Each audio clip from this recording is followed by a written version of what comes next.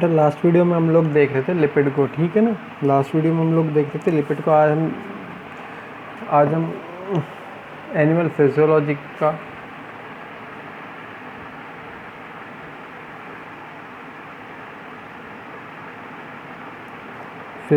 का चैप्टर पाचन की कार्यक्रिया, फिजियोलॉजी ऑफ डाइजेशन।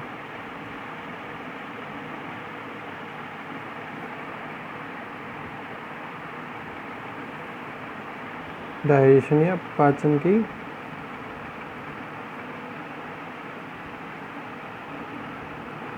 कार्यक्रिया का अध्ययन करने वाले। तो पाचन को देखने से पहले, इस डाइजेशन को देखने से पहले हम लोग को क्या देखना पड़ेगा? डाइजेशन किसका हो? भोजन का। डाइजेशन किसका हो? फूड का। तो फूड क्या होगा अगर इसकी डेफिनेशन दी जाए, परिभाषा, ठीक है ना। इससे रिलेट करते हैं हम लोग, कैसे? भोजन से रिलेट करते हैं परिभाषा को। कोई भी ऐसा पदार्थ जो कि शरीर द्वारा, या इसको लिख सकते हैं सीधे सिंपल वे में, कोई भी ऐसा पदार्थ जैसे शरीर द्वारा अवशोषित करने पर क्या हो? ऊर्जा की प्राप्ति हो,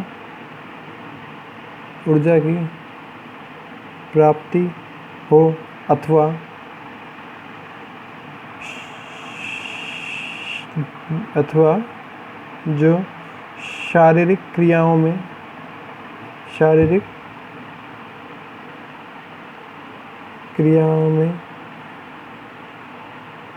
अपना योगदान दे, क्या कहलाएगा? भोजन कहलाएगा। क्या कहलाता है? भोजन कहलाता है। ओके। योगदान से मतलब हम क्या कह सकते हैं? शरीर के जितनी भी कोशिकाएं बन रही हैं, कोशिकाओं का अब अच्छा, ठीक है ना। योगदान से हम लोग क्या कह सकते हैं? एक तो हमने बात कर ली, क्या? अवशोषित करने पर ऊर्जा की प्राप्ति हो। जैसे कि हम लोग कार्बोहाइड्रेट की बात कर सकते हैं, लिपिड की बात कर सकते हैं, प्रोटीन की बात कर सकते हैं, ठीक है ना। अब शारीरिक क्रियाएं कौन कौन सी हो सकती है? बहुत सारी फंक्शंस चलते हैं बॉडी के अंदर, ठीक है ना। बहुत सारे क्या चलते हैं? फंक्शंस चलते हैं, बहुत सारे कार्य होते हैं। तो उनको कार्यों को क्या करना? कार्य को संपादित करने का काम करें, ठीक है ना। अब योगदान कैसे कैसे दे सकता है? तो कोशिकाओं के निर्माण में कह सकते हैं, कोशिकाओं के निर्माण में, नई कोशिकाओं के निर्माण में अपना काम दे, ठीक है ना। दूसरा क्या कह सकते हैं? ऊतकों की मरम्मत में, टिश्यू, रिपेयरिंग ऑफ टिश्यू, ऊतकों की मरम्मत में, ठीक है ना। उत्प्रेरक की तरह मतलब किसी भी रिएक्शन को कम कर सके, किसी भी अभिक्रिया को क्या कर सके? कम कर सके, और किसी भी अभिक्रिया को अधिक कर सके, ठीक है ना। लेस देन और ग्रेटर देन। तो इस प्रकार से ऐसा कोई भी पदार्थ जो कि शरीर द्वारा अवशोषित होने पर क्या कहते हैं? या तो ऊर्जा दे, ठीक है ना, या फिर कुछ बॉडी के लिए क्या करे? कुछ फंक्शंस करे, ठीक है ना। फंक्शंस करे, जैसे कि हमने बात कर ली, कोशिकाओं का निर्माण करता हो, ऊतकों की मरम्मत करता हो, या कोशिकाओं के निर्माण में भी क्या कर दे? कोई भी अपना रोल, इम्पोर्टेंट रोल या माइनर रोल भी अगर प्ले कर रहा है, तो वो तत्व क्या कहलाएगा? भोजन कहलाएगा, ठीक है ना। ओके। तो ये क्या हो जाता है आपका भोजन की डेफिनेशन। ये आप कह सकते हैं हम लोग नेचर ऑफ फूड स्टफ की अगर बात की जाए, भोजन की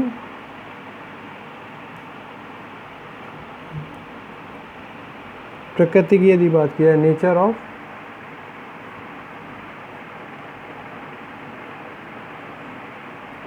फूड स्टफ, ठीक है ना, कि भोजन में क्या क्या चीज़ें हों। एक संतुलित बैलेंस्ड डाइट की अगर बात की जाए, संतुलित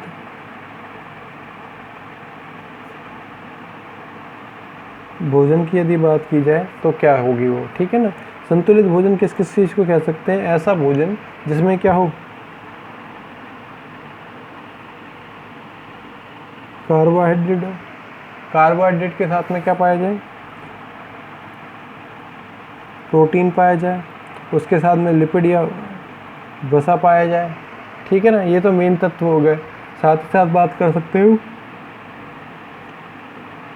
विटामिन्स की, ठीक है ना, विटामिन्स पाए जाए, लवण पाया जाए, रेशे पाए जाए।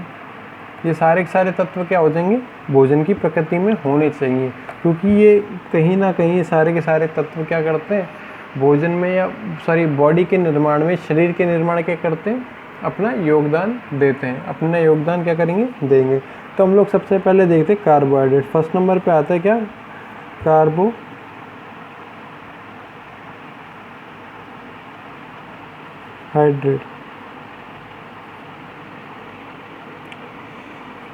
कार्बोहाइड्रेट टॉपिक को हम छोटा सा देख रहे हैं, क्योंकि हम लोग इसको डिटेल में पूरा का पूरा स्टडी कर चुके हैं, ठीक है ना। तो आज हम इसको ये देख रहे हैं, CHO तत्वों से बना हुआ, ये कार्बोहाइड्रेट किससे बना हुआ है, CHO तत्वों से बना हुआ है। इसका अगर विभाजन किया जाए, कार्बोहाइड्रेट का यदि विभाजन किया जाए, क्लासिफिकेशन किया जाए, तो क्या किस प्रकार के तत्वों में टूटता है, मोनोसैकेराइड, किसमें, मोनोसैकेराइड, डाइसैकेराइड और पॉलीसैकेराइड, ठीक है ना। तो इसको इस प्रकार से हम लोग कह सकते थे, क्या, मोनोसैकेराइड,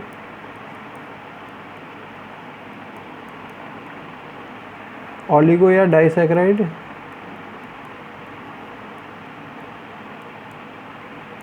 व पॉलीसैकेराइड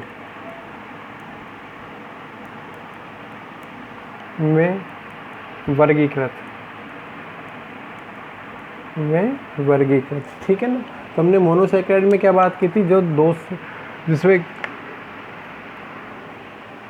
आपस में कार्बन नंबर 10 तक क्या पाया जाए, कार्बन नंबर 10 तक क्या पाया जाए, CHO ग्रुप पाया जाए, 10 कार्बन तक के परमाणु जुड़े हुए हैं। तो ऐसे तत्वों को हम लोग रखते हैं इसमें मोनोसैकेराइड में। जैसे कि हम लोग बात करते हैं ग्लूकोज की, फ्रक्टोज की, हेक्सो शुगर की, पेंटो शुगर की, ग्लिसरॉल्डिहाइड की, डाइहाइड्रोक्सीएस्टोन फास्फेट, इन सब की हम बात कर सकते हैं। वो सारे आते हैं किसमें, मोनोसैकेराइड में आते हैं। फिर बात की जाए ओलिगोसैकेराइड। तो ओलिगोसैकेराइड का मतलब होता है जब दो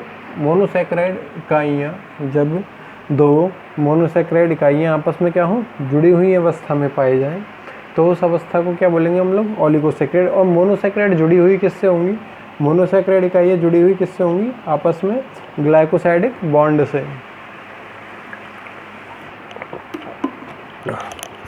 ग्लाइकोसाइडिक बॉन्ड से आपस में क्या होती है, जुड़ी हुई पाई जाती है। जैसे कि हम लोग बात करते हैं गैलेक्टोज की, ओके, माल्टोज की, लैक्टोज की, और ये स्ट्रियोज की बात कर सकते हैं हम, सेलोबाइलोज की बात कर सकते हैं। तो ये सारी की सारी कंडीशन आ जाती है। अगर यही क्या हो जाए, बहुत ज़्यादा जटिल प्रकार से जुड़ जाए, यही क्या हो जाए, बहुत ज़्यादा जटिल प्रकार से जुड़ जाती है, तो इससे पॉलीसैकेराइड का निर्माण होता है। जैसे कि हम लोग बात करते हैं स्टार्च, ग्लाइकोजन और सेल्यूलोज, इंसुलिन वगैरह, ये सारे क्या पदार्थ हैं, पॉलीसैकेराइड। क्या इनके काम की बात की जाए तो काम होता है, मुख्य ऊर्जा का क्या होता है, स्रोत होते हैं, ठीक है ना, कोशिका का ढांचा बनाने का काम करते हैं। फिर सेकंड नंबर पे आते हैं आपके प्रोटीन।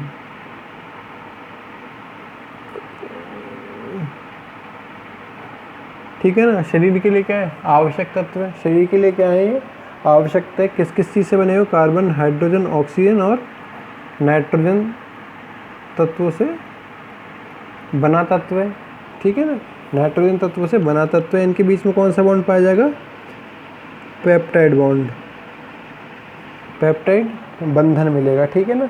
जिसमें क्या होगा, हम लोग ये कह सकते हैं अमीनो समूह व अमीनो समूह व कार्बोक्सिलिक समूह,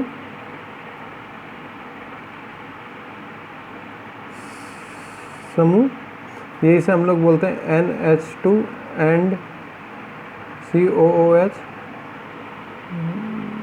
ग्रुप प्रेजेंट, ठीक है ना। ये सारे के सारे ग्रुप क्या होंगे, प्रेजेंट पाए जाएंगे, ठीक है। इनका वर्गीकरण की बात की जाए तो वर्गीकरण कैसे कैसे कर सकते हैं हम लोग। एक तो सिंपल प्रोटीन में या सरल प्रोटीन में हमने वर्गीकृत किया हुआ है। किसमें, सरल प्रोटीन में हमने बात किया है। जिससे हमने क्या बात की थी, अगर सरल प्रोटीन को यदि अपघटित किया जाएगा, सरल प्रकार के प्रोटीन को किया जाए, यदि अपघटित किया जाता है तो क्या होता है, इससे हमेशा अमीनो अम्ल, इससे पेप्टाइड बॉन्ड टूटेगा, पेप्टाइड बॉन्ड के टूटने से क्या बनेगा, हमेशा अमीनो एसिड बनेगा, अमीनो एसिड बनेगा। और जिसके लिए हम लोग इस प्रकार से कुछ फॉर्मूला शो करते हैं, ठीक है ना। ये क्या है, अमीनो, ये क्या है, अमीनो ग्रुप।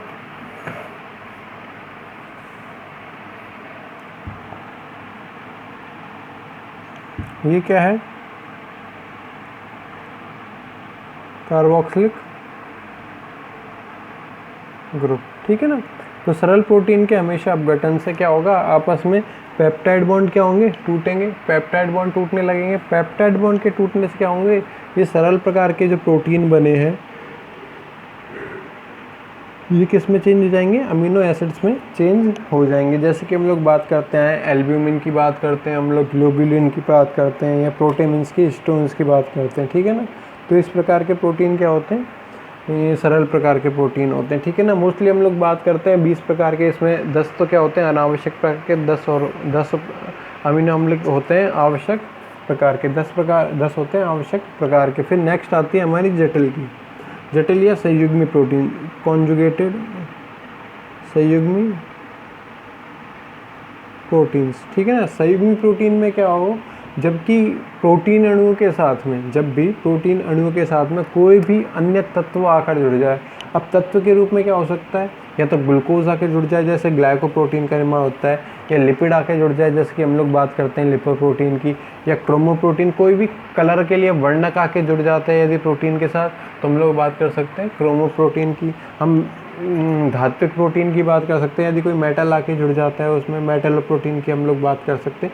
न्यूक्लियोप्रोटीन की बात कर सकते हैं, जैसे कि हम लोग बात करते हैं स्टोन बन जाए, ठीक है ना। स्टोन क्या है, एक प्रोटीन होता है, यदि उसके साथ में न्यूक्लियो का मतलब डीएनए या आरएनए अणु जुड़ जाता है तो क्या बन जाता है, वो क्या बन जाता है, वो न्यूक्लियो प्रोटीन बन जाता है। तो इस प्रकार के प्रोटीन क्या होंगे, इस प्रकार के प्रोटीन क्या कहलाएंगे, सारे के सारे संयुग्मी प्रकार के प्रोटीन कहलाएंगे।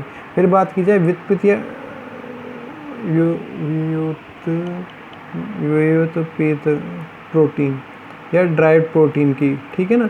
ड्राइड प्रोटीन क्या होंगे, ड्राइड प्रोटीन एक ऐसी संरचना है, ठीक है ना, एक ऐसी संरचना है जो कि किसके जल अपघटन से प्राप्त होगी, जो कि किसके सरल प्रकार के संयुग्मी प्रकार के प्रोटीनों के जल अपघटन के हाइड्रोलाइसिस से प्राप्त होगी। अब इसमें क्या हो सकते हैं, कुछ एगुलेटेड प्रोटीन हो सकते हैं, मतलब स्कंदित प्रकार के प्रोटीन पाए जा सकते हैं, ठीक है ना। ये सबसे ज़्यादा कॉम्प्लेक्स स्ट्रक्चर पाई जाएगी प्रोटीन की, सबसे ज़्यादा क्या पाई जाएगी, कॉम्प्लेक्स स्ट्रक्चर पाई जाएगी। अब बात की जाए यदि प्रोटीन की, अब यदि बात की जाए किसकी, प्रोटीन के कार्य की, तो प्रोटीन क्या होता है, प्रोटीन का मुख्य कार्य क्या होता है, शरीर की वृद्धि के लिए सबसे ज़्यादा क्या होते हैं, आवश्यक होते हैं, शरीर की वृद्धि के लिए आवश्यक होते हैं। जैसे कि कोशिकाओं के ऊपर सेल मेम्ब्रेन पाई जाती है, कोशिका झिल्ली पाई जाती है, तो उसके लिए आवश्यक तत्व होते हैं, उसके लिए क्या होते हैं, आवश्यक तत्व होते हैं। एंजाइम किस नेचर के होते हैं, प्रोटीन नेचर के होते हैं। हार्मोन किस नेचर के होते हैं, प्रोटीन नेचर के होते हैं। और बहुत सारी उपापचय क्रिया, मेटाबॉलिक एक्टिविटीज़ में क्या होते हैं, कार्य करते हैं। तो ये क्या हो जाएगा, आपका प्रोटीन वाला पार्ट भी पूरा हो जाएगा। देन आता है थर्ड पार्ट, आता है वसा, ये इसको बोला जाता है लिपिड, ओके। लिपिड किसे बोला जाए, लिपिड क्या होगा, कार्बन, हाइड्रोजन, ऑक्सीजन से मिलकर बने हुए तत्व होते हैं, ठीक है ना।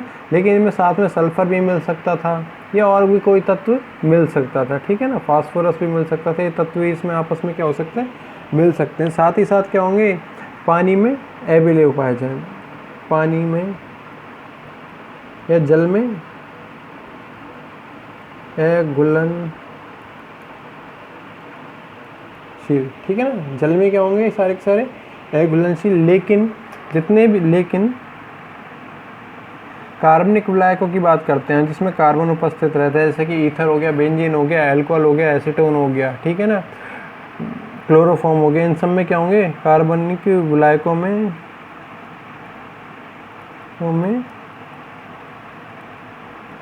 विलय, ठीक है ना। कार्बनिक विलायकों में क्या होंगे, सारे के सारे विलय पाए जाएंगे, ओके। अब इनमें क्या, इनके बीच में अगर हम लोग देखते हैं तो क्या पाया जाएगा, एस्टर बंधन उपस्थित होगा, ठीक है ना। एस्टर बंधन क्या होगा, उपस्थित होगा। इनकी अगर बात की जाए, एक फैट मॉलिक्यूल का निर्माण इजकल टू किससे होगा, 3 किससे होगा, फैटी एसिड के मॉलिक्यूल से, वसीय अम्लों के तत्व से, प्लस में एक ग्लिसरॉल से, ठीक है ना। किसका होगा, एक फैट के मॉलिक्यूल का निर्माण होता है, एक फैट के मॉलिक्यूल का क्या होगा यहाँ पे, निर्माण हो जाएगा। तो यदि इसके लिए भी बात की जाए, इसके लिए भी यदि बात की जाए तो इसको किस किस प्रकार से हम लोग बांट सकते थे।